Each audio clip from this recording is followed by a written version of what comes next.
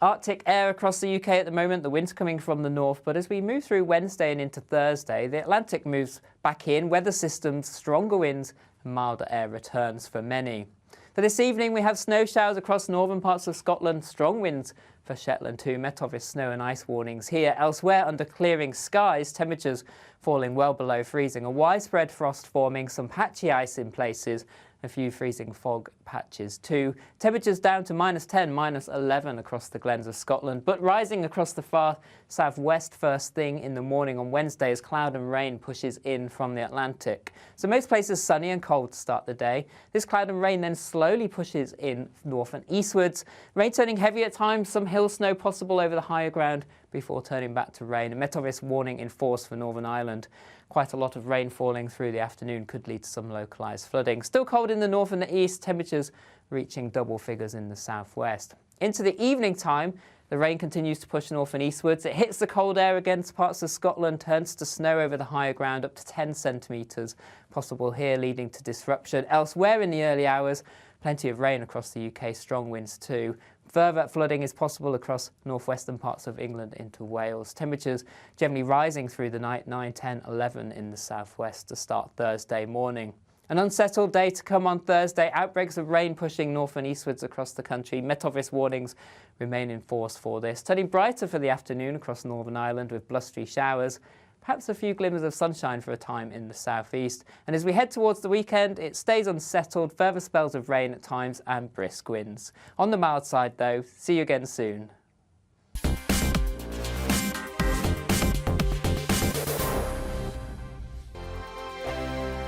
Monday to Thursday nights on GB News. At 6, it's Dubes & Co. 7 o'clock, Farage. At 8, join Jacob Rees-Mogg. And at 9, Dan Wootton Tonight, followed by headliners on TV, radio and online. This is GB News. It's all about family, being in people's living rooms, all the interaction and getting to know who our viewers and listeners are. When I was young, my dad used to say, "Nana, stop arguing." I wanted an outlet that would enable me to give my opinion. People are going through a really hard time right now, and I know that you don't feel like you're being listened to by the establishment. I came to GB News because it's the People's Channel, and I want the audience to have their say on the events of the day. We're dynamic. We do something different. Democracy shows that the wisdom of the nation is in its people. I get to travel to find out what the story is from a personal perspective. The British people aren't fools. We know when we're not being told the full story. We've got to work out how Britain moves forward from this. It's the best country in the world. The establishment had their chance. Now we're here to represent your views. Britain's watching.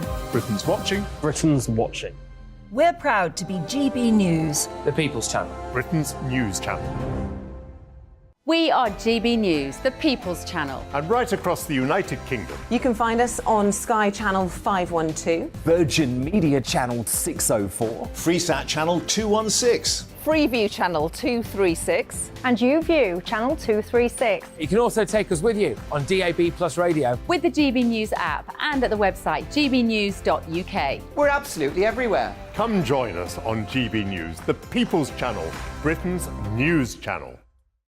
GB News has its own late-night paper preview show, Headliners, where comedians take you through the next day's top news stories. You don't have to bother reading the newspaper, we've got it covered for you. Headliners, every night at 11 p.m. and repeated every morning at 5 a.m. We won't send you to sleep like some of the other paper review shows out there. GB News, the People's Channel, Britain's news channel.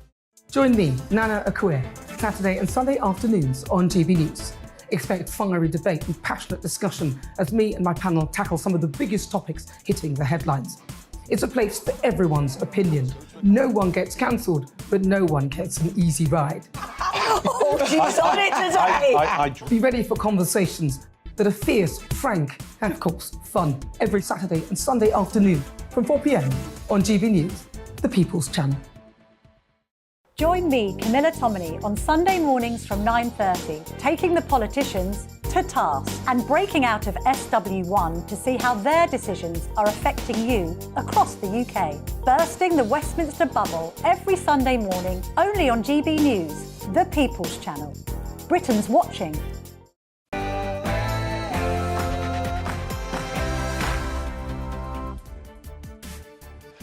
Good evening. I'm Jacob Rees-Mogg, State of the Nation tonight. Ahead of Budget Day, the Ides of March tomorrow, it has emerged the government has surrendered our economic sovereignty to yet another unaccountable and unelected European institution. GBNews business and economics editor Liam Halligan is here to unpick the madness.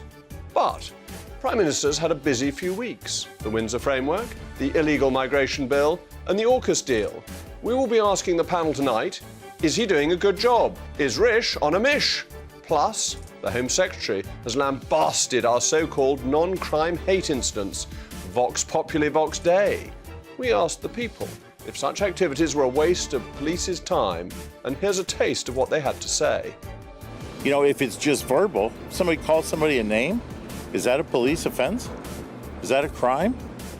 State of the Nation starts now.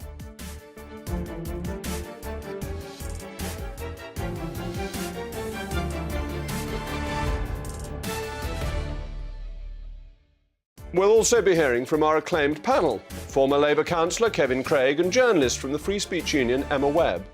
As ever, I want to hear from you. Please get in touch by emailing mailmog@gbnews. Before all of that, it's been a busy day, and here to keep us up to date is Polly Middlehurst.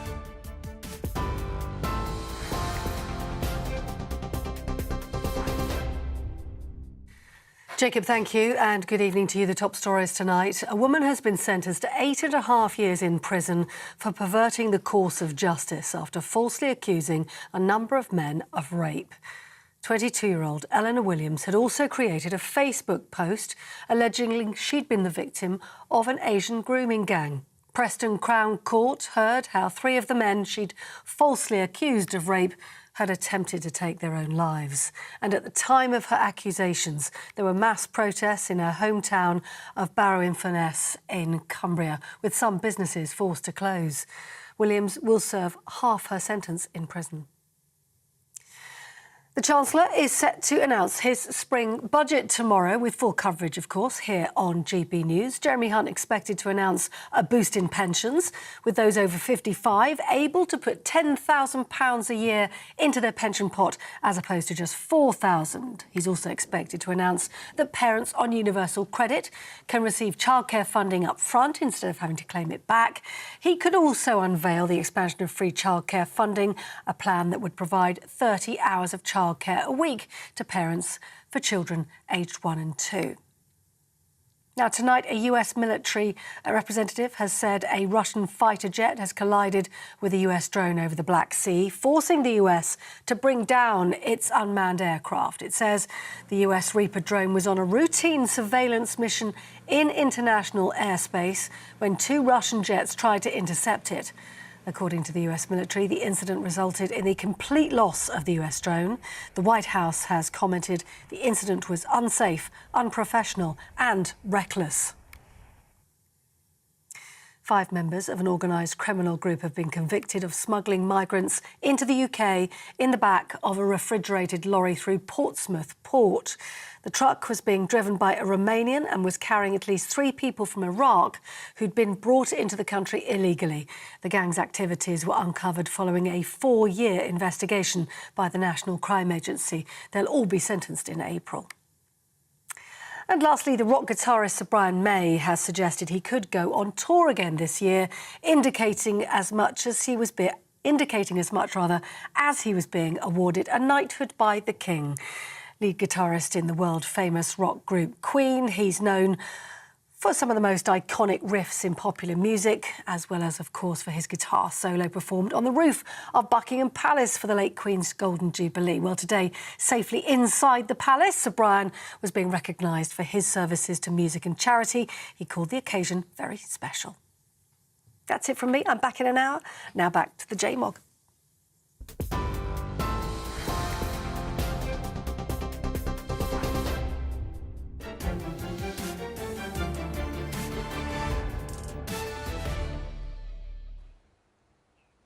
Brexit was about regaining sovereignty over the United Kingdom of Great Britain and Northern Ireland. But we've made this funny deal that is once again putting us back under foreign control.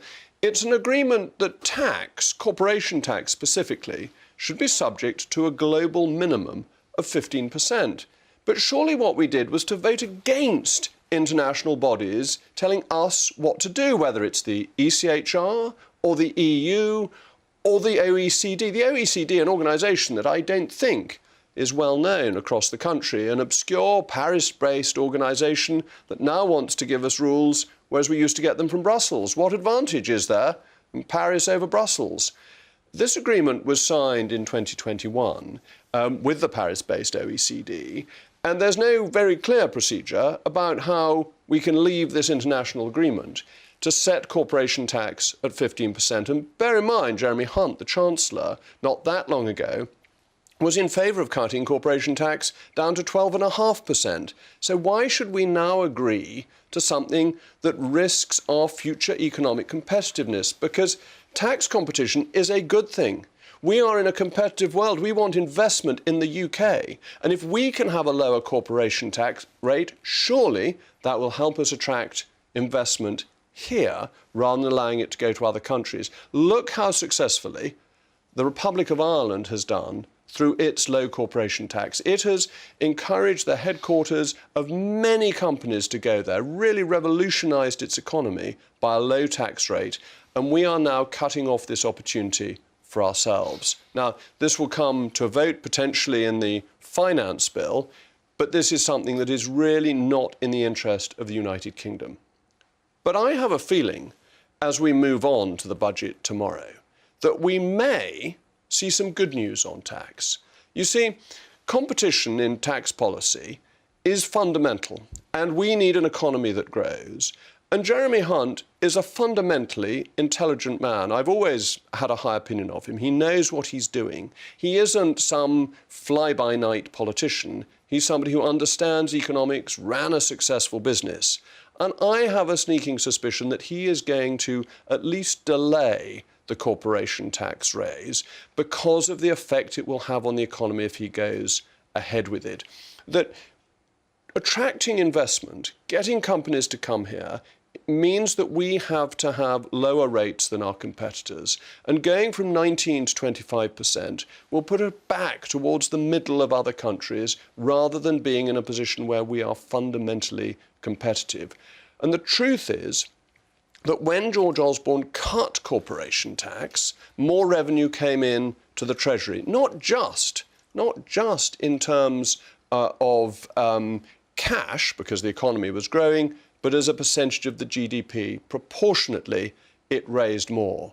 And the reason we're being told to put up corporation tax is because of more unelected bodies, not, as it happens, the OECD, an international one, but because one of the least effective national bodies in this country, that is the OBR, the Office of Budget Responsibility, or the Office of Bungling Regimens, as far as one can tell, because all its forecasts are wrong.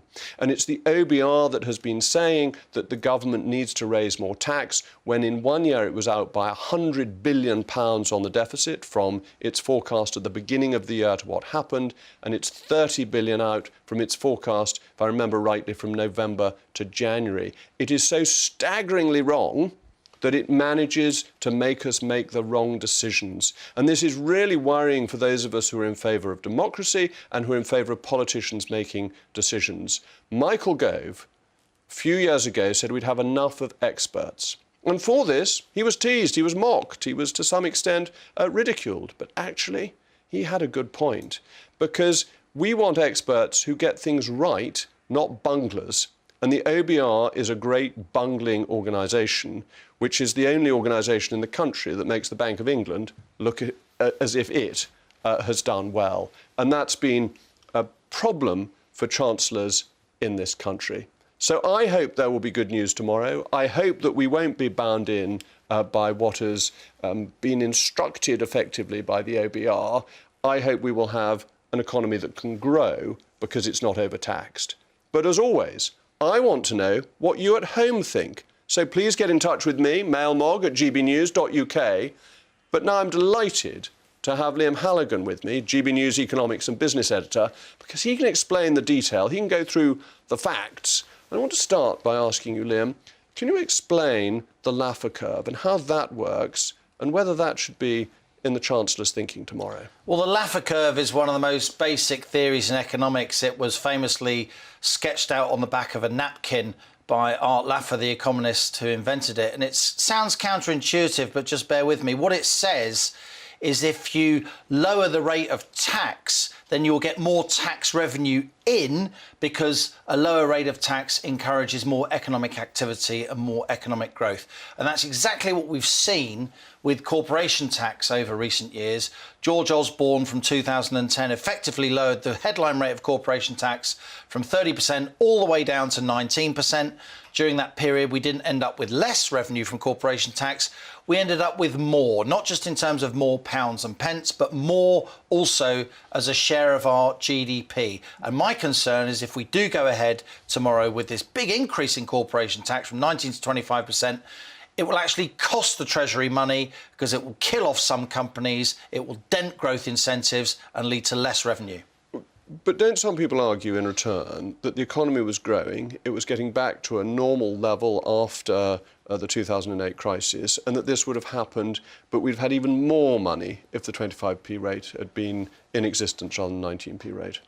I think that's an argument, that's a counterfactual. But look, during that period from 2010 to now, when corporation tax has fallen from 30% to 19%, the UK, despite all the uncertainties of Brexit and all the knocking copy that many of our newspapers and broadcasters publish about this country, we were still the #1 destination in Europe in terms of attracting inward investment. It's really, really important that we keep a sign up saying that Britain is open for business. Look, we've dodged recession so far. The Bank of England and the OBR both said we would be in recession by now. We're not. But those green shoots, they're fragile, they're precious, and they mustn't be trampled on. The danger is now that if we hike corporation tax in the budget tomorrow, then many, many companies will be discouraged to the point that some close. We've just spent billions of pounds keeping companies going during lockdown. And corporation tax, the name gives the impression of big businesses and massive multinationals. If you run a small plumbing company, you pay corporation tax. Corporation tax affects pretty much all businesses whose turnover is above £50,000. So this is a really bad disincentive to raise corporation tax. I think it will lead to lower growth and less revenue. So it's not just about international investment coming into this country, it's actually about hitting small and medium-sized businesses that are the lifeblood of the economy and indeed of employment. I recently featured on GB News an incredible company, Jacob, in Sutton Coldfield, Andrew Mitchell's constituency, your parliamentary colleague, just south of Birmingham there. It's a factory that was established to create the rivets and screws and nails, literally to build Spitfires in our darkest hour. And it's still going. It's called Clevedon Fasteners. And the CEO of Clevedon Fasteners told me if corporation tax goes up, it will seriously threaten his business. You're taking 6% off the margin of a company. And for many companies, that is their entire margin. This would not only be a huge rise in corporation tax from 19 to 25%, Jacob, it would be the first rise in corporation tax in this country for 50 years. Is this really the time to do it when we're trying to recover from lockdown and the aftermath of this war in Ukraine? And how much of the blame for this do you think it's fair to put on the OBR, the Office for Budget Responsibility, and the forecasts it makes? You're an economic forecaster. Economic forecasters are never right. I mean, it's more of an art than a science. But the OBR has this particular authority. Do you think they are as guilty as I think they are? Economic forecasting is always very, very difficult, particularly when it's 4 or 5 years ahead. And yet the OBR forecasts, they are presented by the press as if they are holy writ, as if forecasts were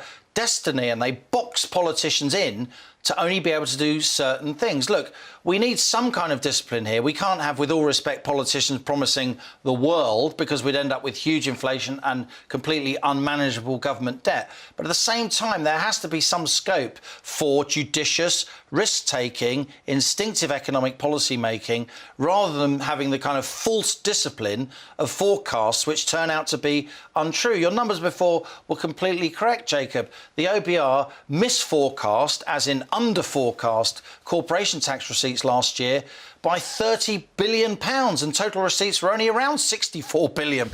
That's a huge percentage miss. And that was the forecast at the beginning of the tax year for the tax year that followed. That wasn't a 4 or 5 year forecast. Forecasting is very, very difficult. I'm not saying it isn't. I did a lot of it myself when I was a young academic. But I don't think these forecasts should be presented, particularly by the press, as holy writ. They're not. And on the global minimum tax, if we're going ahead with it, will other countries do the same? Well, this is really a story that hasn't been told. I think it's a very important story, and I'm glad that elected politicians like you are highlighting it. This is the under-taxed payments rule put forward by the OECD. It's a Paris-based think tank. Members are the 28 leading industrialised countries, including the UK, of course. And they've put this rule forward, and the UK government has signed up to it. And it basically says we can't have a corporation tax that's less than 15%. And one day we might want a corporation tax that's less than 15%. The Republic of Ireland, a country I know very well, has very successfully had a 12.5% rate of corporation tax for a long time, and it's attracted lots of inward investment. But you know what? I don't think this rule is ever going to happen, because the United States is now starting to get upset. I've got a letter here, if I may just quote from it. Well, I think we're unfortunately running out of time. But give us a taster of it. Very briefly, this is from the chairman of the Ways and Means Committee in Congress. He says this UTPR surtax proposed by the OECD is fundamentally flawed. House Republicans will not tolerate such a tax. We will aggressively pursue tax and trade countermeasures to protect American jobs, sovereignty and tax revenues. And I say, for one, the UK should do the same. Well, that couldn't be clearer, that if the US isn't going to do it, the UK doing it on its own won't have that much effect. Thank you so much, Liam.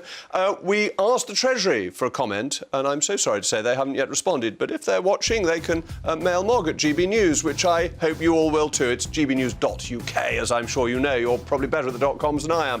After the break, it's been a busy few weeks for the Prime Minister. The illegal migration bill, the Windsor framework, and now the AUKUS deal. Is Rishi doing a good job? We'll be discussing that next.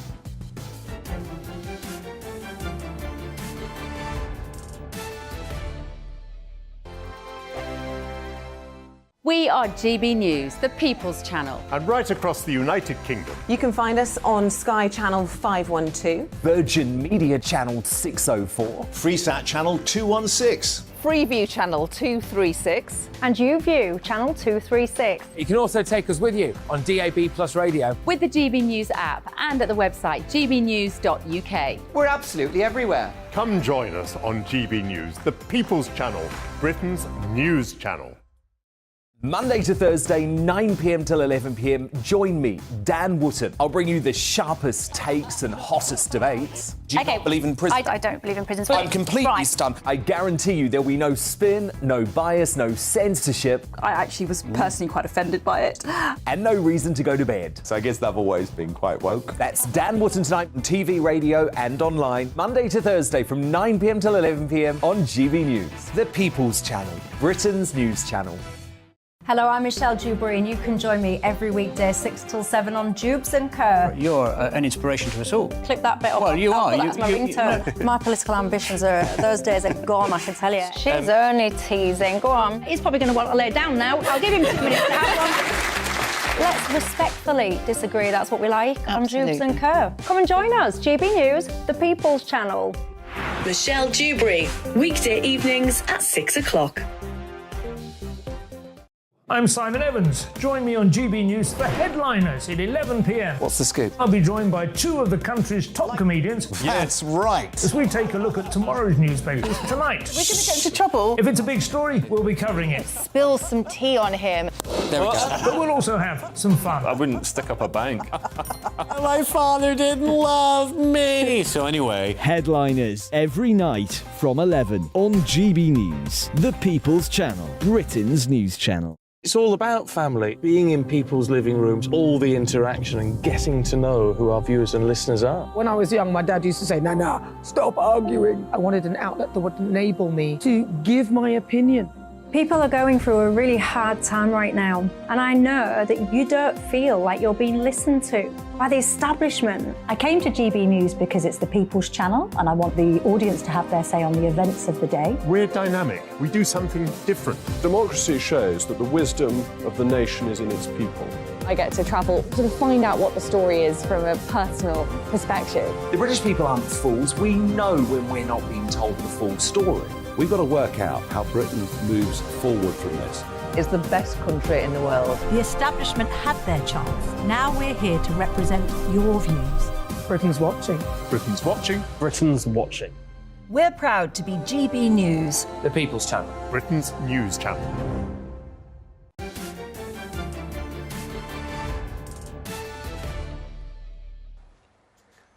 Welcome back. I'm still Jacob Rees-Mogg, and this is State of the Nation. You've been getting in touch with your thoughts, but nothing from the Treasury so far, but there's still time. Bert on the OECD says, "You hold Hunt in higher regard than I do, Jacob. I wouldn't trust him as far as I could throw him." Well, I don't know. You may be somebody who's a great shot putter, or you can toss the cable at the whatever games they have, but I don't know how good you are at throwing people. We've got a viewer on the OECD tax who says it's about time corporation tax was lowered to give our own businesses, get our own businesses to prosper again. It's the only way for us to prosper. I don't disagree with that. And Paul on OECD tax again says, if Ireland has had success in the EU lowering its tax rate, why did the UK have to leave the EU in order to have sovereignty over its tax policy? Well, we left the EU for a load of reasons. It was VAT that was more the EU tax than corporation tax.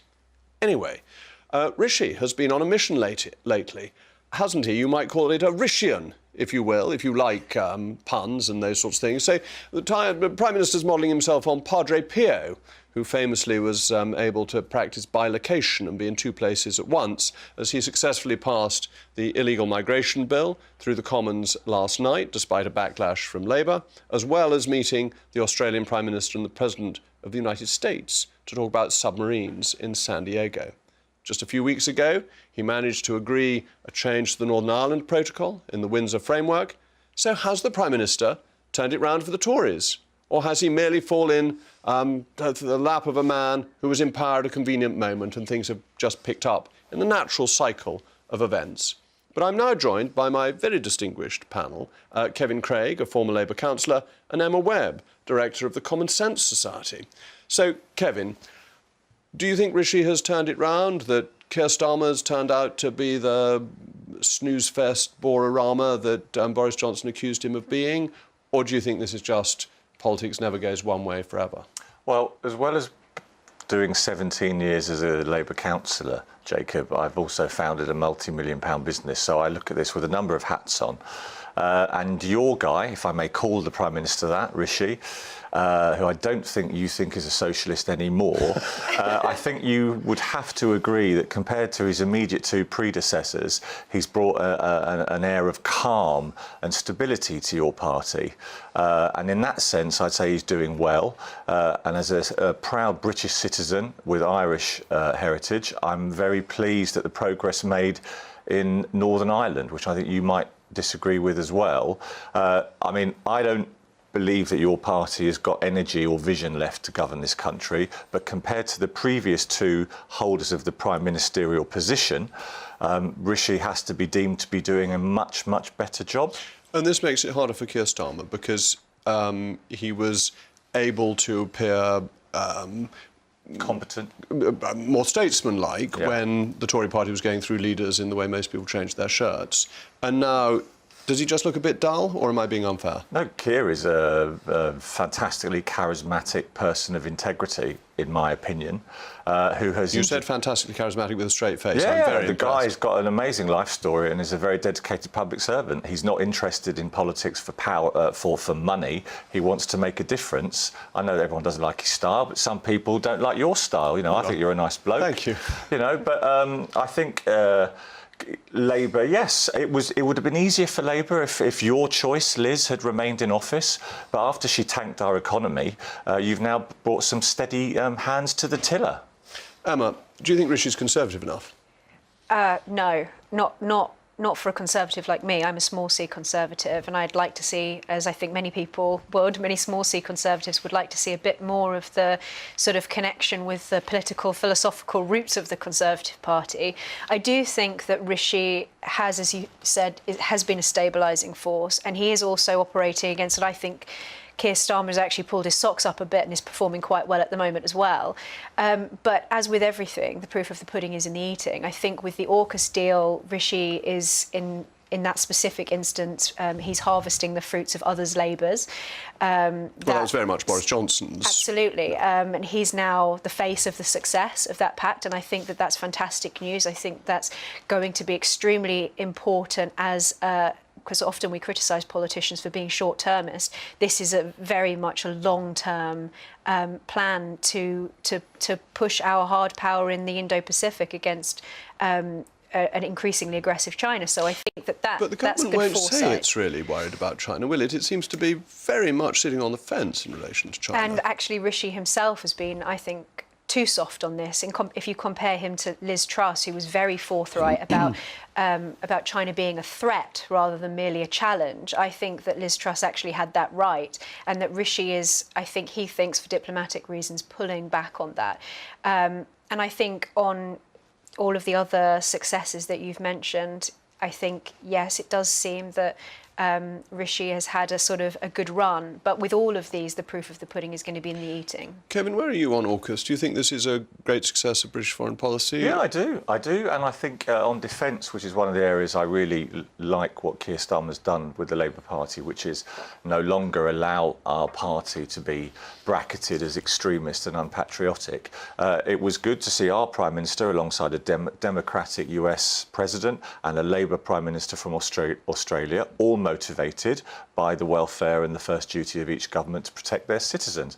But just big picture for a moment, the Conservatives are still 20 points behind, no matter how well, who you called, I think, a socialist back in the day, Prime Minister is doing. So how are you going to change that? Do you think it will change, or do you think we're stuck in this and that the Labour Party is storming ahead regardless of what gets done, even after these apparent successes? I think that Keir Starmer's success in the opinion polls is not deserved. I think it's a result of the failures of the Conservative Party. I don't feel confident that Rishi is going to be able to turn this around in time for the next general election. And a lot of the polls show a high number of undecideds, of people who haven't made up their mind, and that therefore there's probably greater fluidity in the polls than you would expect to see? Yes, and I think to be fair and balanced, which I try and always do, believe it or not, there are a large number of voters who think that, fine Labour, it's all right for you to criticise the government all the time, but we want to see more flesh on the bones of your vision. And of course, the challenge for Labour is that most of Labour's policy agenda in recent times, I would say, has been nicked by your lot. E.g. the big childcare announcement that's coming in the next 48 hours. But Conservative governments have come back from 20 points before, so nobody is complacent around Keir Starmer. Macmillan did it, Thatcher did it, and Major did it. Well, I think Kevin has said effectively that Rishi has done what Peel did, or was accused of doing by Disraeli, and that was found the Whigs bathing and stole their clothes. Anyway, thank you to my distinguished panel, who will be back with us later. Still ahead, the Home Secretary has castigated the recording of so-called non-crime hate incidents. Is it a frightful waste of the police's time? Well, the people have spoken. Find out what they said next.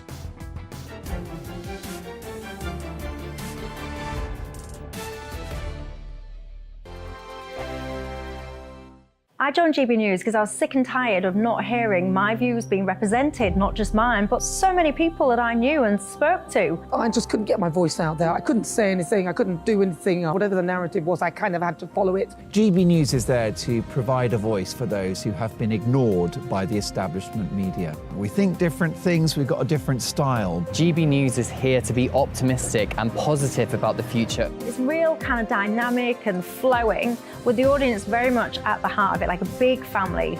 Here at GB News, we talk about the things that matter to you. Hearing the voices from right across our towns and cities, especially our towns. All sides of the argument represented with a heavy dose of opinion We're on a mission here to make a difference. And the GB News family really is here for you, and whatever time of day you can watch or listen. Britain's watching. Britain's watching. We're proud to be GB News. The People's Channel. Britain's news channel. Westminster is going around in ever-decreasing circles, followed by the media. Britain is broken. How on earth did we get into this mess? But more importantly, how do we get out of it? Join me at 7 p.m, Mondays to Thursdays on Farage, here on GB News. We will have open, rational debate. We've got to work out how Britain moves forward from this. Join us here on GB News, the People's Channel. Britain is watching. You've probably seen politicians interviewed 1,000 times, but we do it differently. We find out who they really are, we don't shout, we chat, and hopefully we bring a bit of light, not just heat. Did you know Kate Moss? Apparently. Do you have a pair of jeans or a pair of jeans? No, of course I don't. What would I do with them? My friends are like, oh my God, what's she doing now? Join me every Sunday at 6 for Gloria Meets, only on GB News, the People's Channel, Britain's news channel. I'm Jacob Rees-Mogg, the Member of Parliament for North East Somerset and a former government minister. For years, I've walked the corridors of power in both Westminster and the City of London. I campaigned in the largest democratic vote in our island story. I know this country has so much to be proud of. We need to have the arguments, the discussions on how we make it better. The wisdom of the nation is in its people. Vox Populi, Vox Dei. That's why I'm joining the People's Channel. Join me Monday to Thursday at 8 p.m. on GB News, Britain's news channel. I'm Mark White. As GB News Home and Security Editor, I cover those key issues that are so important to you. Our authorities, our communities doing all they can to combat violent crime. With the public services under unbearable strain, why are we still failing to control our borders? Defence, the first priority of any government, has been continually hollowed out. Can we trust our politicians to protect the armed forces? Join me, Mark White, on GB News.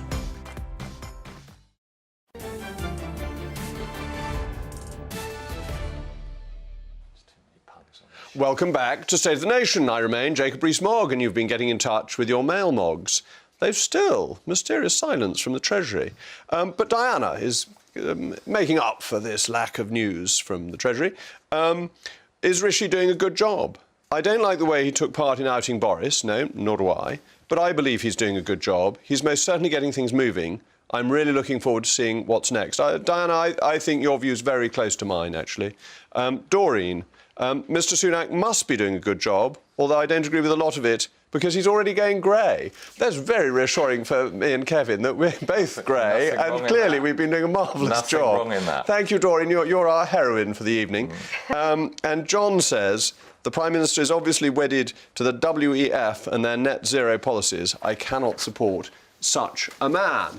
But let's move on to so-called non-crime hate incidents, which have come under fire this week as our brilliantly punchy Home Secretary wrote a scathing piece in The Times branding the concept as Orwellian before ordering the police to protect free speech.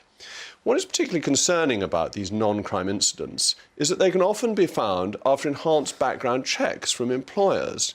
So in fact, both committing a crime and not committing a crime, so being a criminal and not being a criminal, can work against you when applying for a job. So you may find it strange that if I were to tell you that the fire brigade regularly went out to emergency calls for non-fire incidents, or perhaps even stranger, if ambulances were to go and investigate non-health related incidents. Well, thankfully, broadly they don't. I mean, the fire brigade goes out to road traffic incidents, but they're fire and rescue service. But why have the police been pursuing the very equivalent? Well, as you'd expect, Vox Populi, Vox Dei. We asked you, the people, is the recording of non-crime hate incidents a waste of police's time? And the people have spoken. I think you should pursue crime when somebody's injured, when somebody is hurt, somebody's property damage, etc. The rest of the time, we just all have to get along as best we can, you know? And I don't want anybody calling anybody names or discriminating against anybody for any reason, but it isn't always a crime, is it? Any crime should be investigated, right? So no matter how big, because that can escalate into other things. Just because one person says something is offensive to them doesn't necessarily make it an act of verbal violence in that sense. It doesn't matter about freedom of speech. You have freedom of speech with a bit of respect, and it doesn't matter. If you've got nothing nice to say, you should have been taught like not to say it. Keep your mouth closed. Well, sticks and stones will break my bones, but words shall never harm me has been words that have worked very well in the United Kingdom over many, many decades. But I'm glad to say, still with me, my brilliant panel, former Labour councillor Kevin Craig and Emma Webb, director of the Common Sense Society. Come on, Emma, you're in favour of free speech, aren't you, or are you going to come down on hate crimes? Well, I've done a lot of research on non-crime hate incidents, going back to the time when Harry Miller was taking his case through the court, and this is a policeman who had a non-crime hate incident recorded against him, one of these that turns up in a DBS check, and he took this all the way to the Court of Appeal. They found that the recording of this on his file was an infringement of his rights to freedom of speech, and that's has resulted in now this new code being put forth that actually doesn't ban the recording of non-crime hate incidents. I was disappointed to see that it doesn't straightforwardly ban them. Instead, it just creates a slightly less vague set of circumstances under which they can be recorded. So it's definitely welcome in the sense that it's pulling back on the wide range of crazy things like whistling the Bob the Builder theme tune that people had recorded as non-crime hate incidents. And I think that Suella Braverman is absolutely, I thought her article in the Times was brilliant on this. But at the same time, I'd like to see them banned. And ultimately, the problem is actually the College of Policing that created these in the first place. They are an unaccountable quango that has absolutely no oversight from Parliament, that have created a category, essentially a non-crime crime, that can seriously impact people's lives and their ability to get a job. They should simply not be recording them. So I think it's halfway to welcome news. Kevin, do you think this is right, or that actually non-crime hate may lead to more serious things and therefore the police need to be involved? Well, that's why they were brought in, and my understanding and recollection is they came in the wake of the Stephen Lawrence murder back in the day, and it was a way in particular, the vast majority are linked to race-related incidents. I like common sense policies in politics. The only thing that Suella Braverman has said or done of late that I agree with is what she's done in this announcement, where she finishes it by saying what the police's priorities should be, which are violent crime, bobbies on the beat, etc. For most people, this particular form of offence is quite technical. I looked it up because I'm that kind of person to see how many of these crimes, which a lot of people get aerated about, were, for example, linked to transgender issues, right? 13 a day on average across the country. So I don't think that for most people in this country, this is currently a priority. I think people do want to see common sense, and where that's not the case, then yes, people should support what the Home Secretary is doing. But really, Jacob, let's focus on the real issues. But everybody wants common sense. And what really strikes me is I talk to the police every day because they're around the House of Commons, and you could not speak to a more sensible body of men and women. They have real common sense. They are nice people. They're doing a brave job. Remember, Keith Palmer got murdered just doing his duty outside the House of Commons. So they're brave, they don't know what's going to happen, and they're really sensible. Why is it that they get asked to do these ridiculous things by the organisation? There seems to be a leadership problem.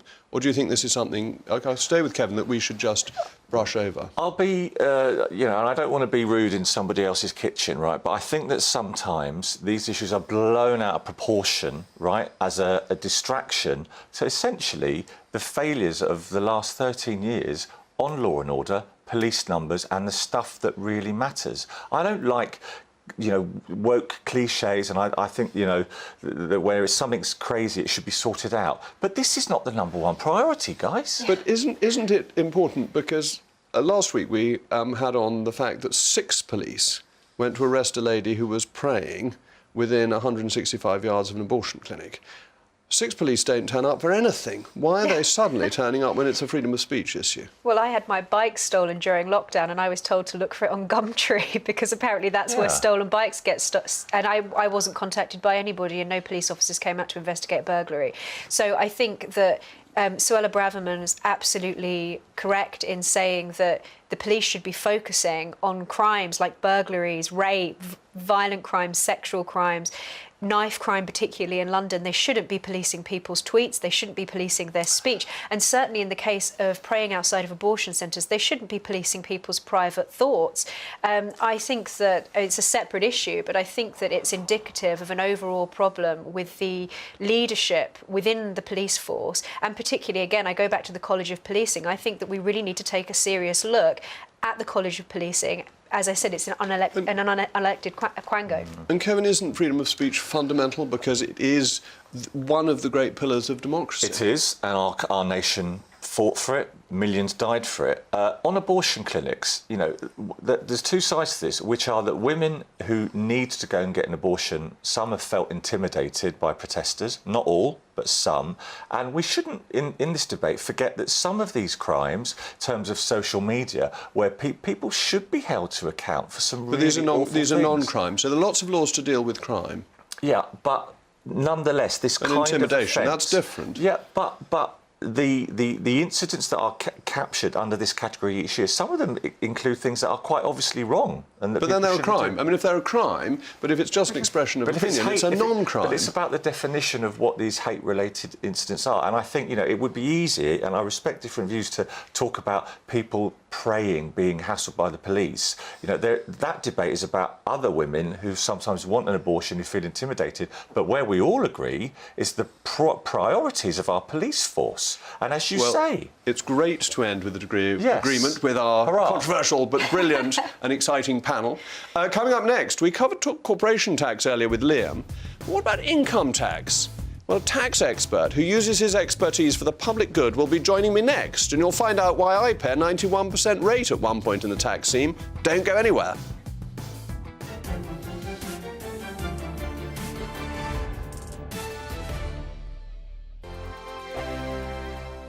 We are GB News, the People's Channel. And right across the United Kingdom. You can find us on Sky Channel 512. Virgin Media Channel 604. Freesat Channel 216. Freeview Channel 236. And YouView Channel 236. You can also take us with you on DAB+ radio. With the GB News app and at the website gbnews.uk. We're absolutely everywhere. Come join us on GB News, the People's Channel, Britain's news channel.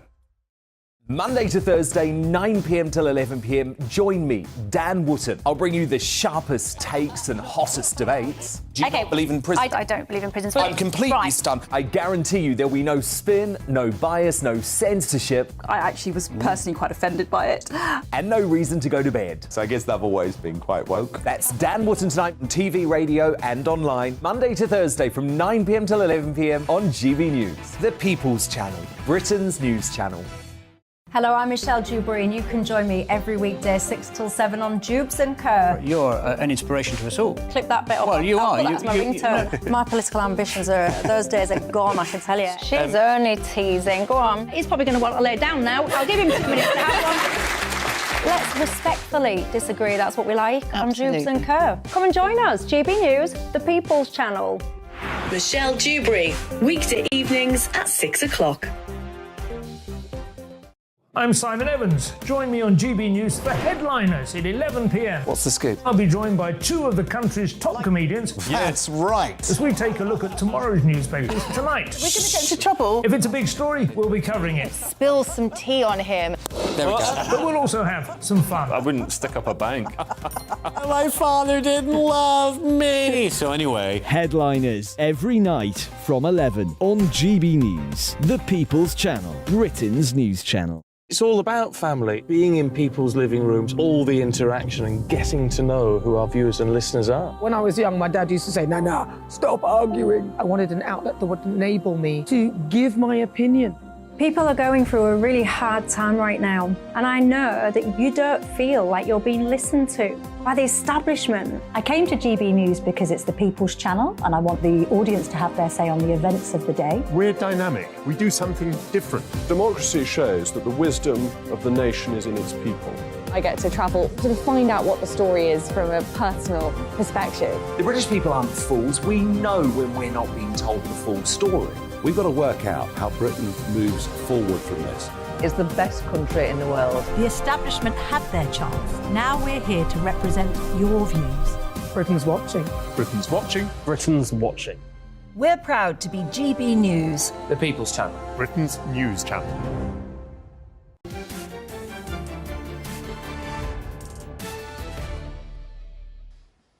Welcome back to State of the Nation with me, Jacob Rees-Mogg. You've been getting in touch with your mail mogs, though there's still nothing from the Treasury, but applying the old legal maxim, qui tacet consentri vidata, he who is silent is seen to consent, I assume that they agree with the Mogolog earlier, which is very encouraging.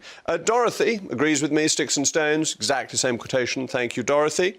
David, very important point, there's a difference between giving offence and taking offence.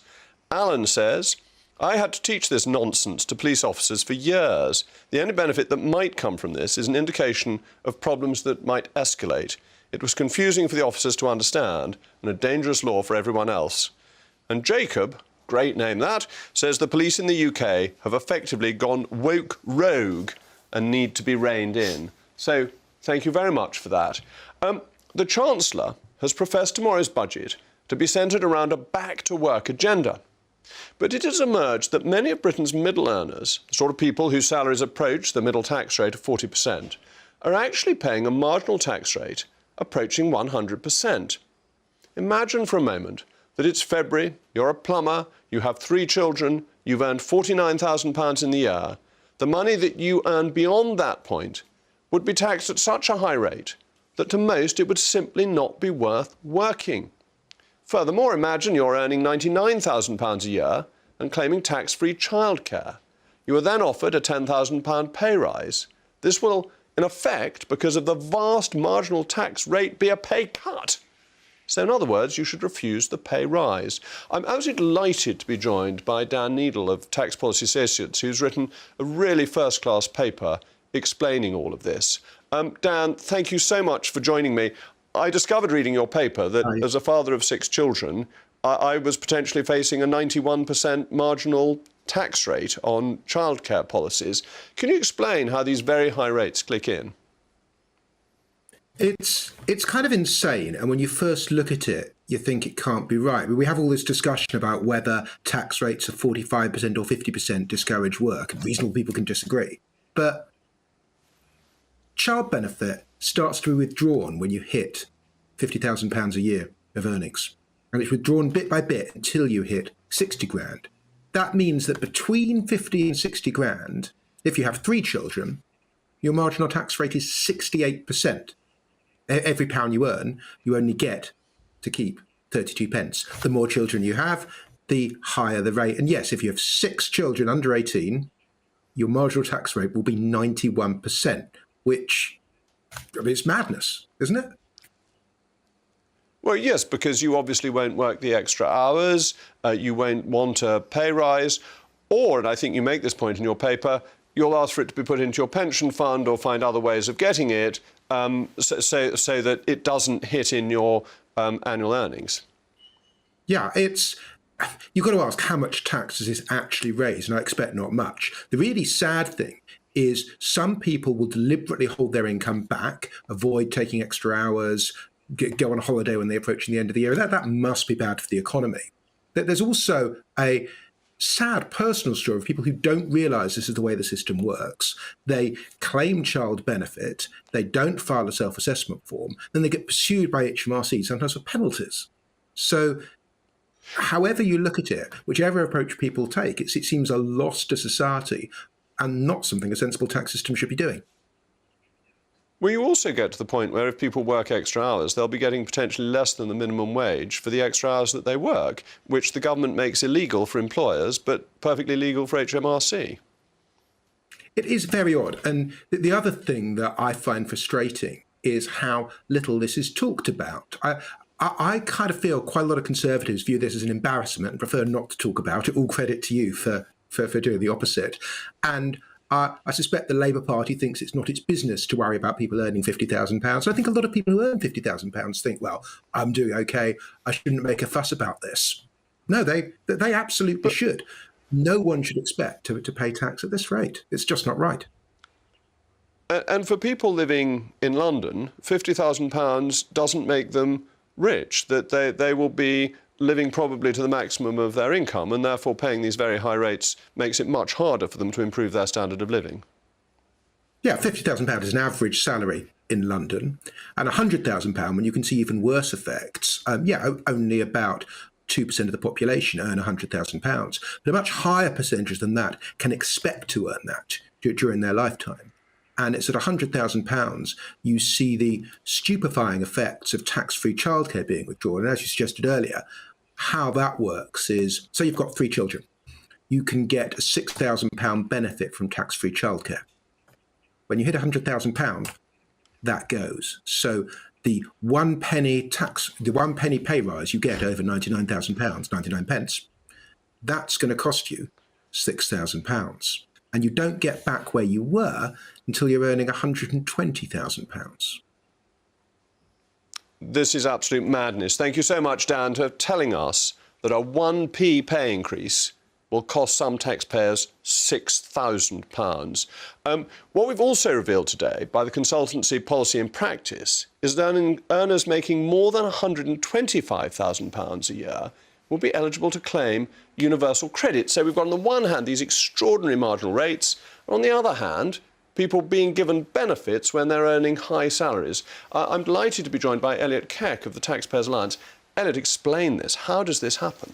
Well, it's quite extraordinary, Jacob, and it relates back to those marginal tax rates, actually. So if you're on over £125,000 now, which is now, of course, the top rate of tax, the 45p rate of tax, you can be eligible for some levels of universal credit if you have children, for example, if you're single, if you're living in an area of very, very, very high rent and you're not an owner-occupier, and also if you have very high childcare costs. But this is really, really a problem, because if you're on that sort of income, frankly, you should not be receiving the support of the state.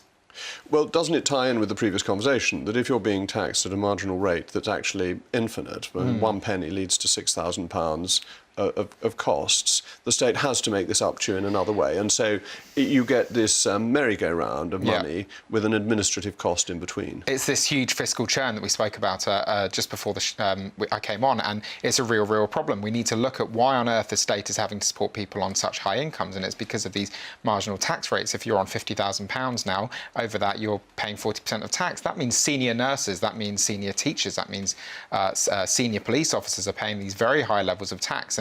And really the answer is to cut those benefits to people on higher incomes, but also to significantly increase those personal allowances that unfortunately have been frozen.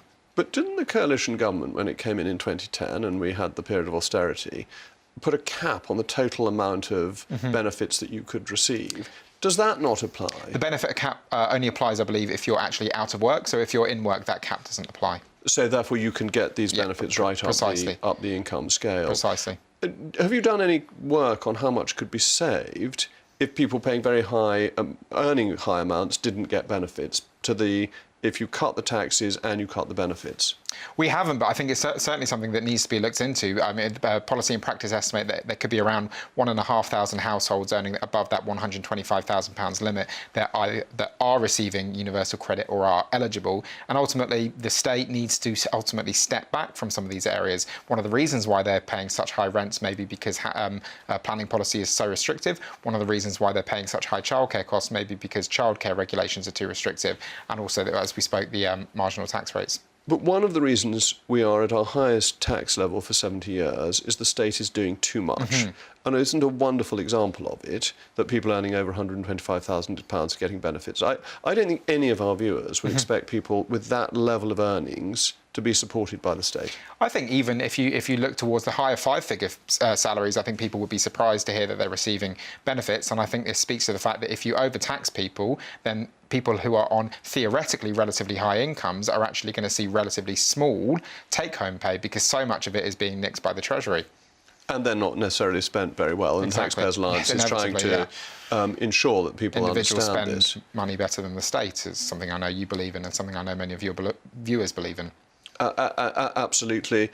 And this is something that needs to be tackled. Can the budget do it tomorrow? I certainly hope we'll see some positive moves. I mean, getting people back into work is vital, and I'd love to see something like a change to some of those tax thresholds. Obviously, there's going to be some positive moves, hopefully, on fuel duty and alcohol duty. But I think it's going to be a very cautious budget when actually we need to really unlock some of that potential that there is in this great country. Well, tax simplification is something that everybody always asks for, but almost never happens. So I hope you will carry on telling us how we ought to get to tax simplification. Thank you very much, Elliot, for joining me. That's all from us, but up next is Dan Wootton. Mr. Wootton, what is in your exciting store for this evening? Well, Jacob Rees-Mogg, potential big scoop from you at the top of the show. A sneaking suspicion, you say, that maybe they will delay the corporation tax rise tomorrow. That would be music to the ears of John Redwood, who is going to be previewing the budget. And of course, he is issuing a call to Jeremy Hunt to do just that. Well, don't worry, it was merely a prediction because of the sad death of Mystic Meg. I thought I'd better take over as Mystic Mogg and start making these sorts of predictions. I hope I'm right too, but it's slightly a horoscope style prediction. But thank you, Dan. Everyone looks forward to hearing you later. We're going to be getting the weather in a moment, and I hope we may be getting some sunshine. As they used to say, give me sunshine from the weather. This is Jacob Rees-Mogg. I'll see you tomorrow. Hello there, I'm Greg Dewhurst. Welcome to your latest broadcast from the Met Office. Widespread frost and patchy ice across the UK tonight as temperatures fall below freezing. Rain and hill snow moving in for Wednesday. Looking at the bigger picture, Arctic air across the UK at the moment, the wind's coming from the north, but as we move through Wednesday and into Thursday, the Atlantic moves back in, weather systems, stronger winds and milder air returns for many. For this evening, we have snow showers across northern parts of Scotland, strong winds for Shetland too. Met Office snow and ice warnings here. Elsewhere, under clearing skies, temperatures falling well below freezing.